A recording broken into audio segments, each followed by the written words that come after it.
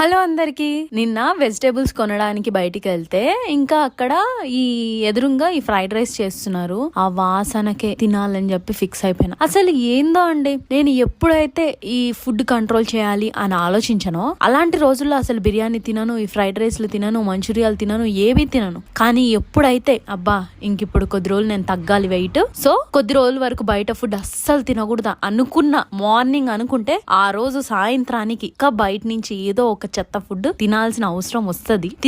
తినకూడదు అని అనుకున్న ప్రతిసారి తెలియకుండానే దాని మీద ఇష్టం పెరిగిపోయి ఏం కాదులే అని చెప్పి తినేస్తా. ఎప్పుడైతే ఏం కాదు ఏదైనా తినచ్చులే ఏముంది, తర్వాత నుంచి మనము తగ్గచ్చు, తర్వాత నుంచి కంట్రోల్ చేయొచ్చు అనుకున్నప్పుడు మాత్రం ఫుడ్ మీద అంత ఇష్టము రాదు, అంత తినాలని అనిపించదు. అసలు ఇలా నాకే అనిపిస్తుందా, మీకు కూడా అనిపిస్తుందా తెలుసుకోవాలని ఉంది. కామెంట్ చేయండి, తెలుసుకుంటా. నాకైతే అసలు ప్రతిసారి ఇంతే అనుకోండి.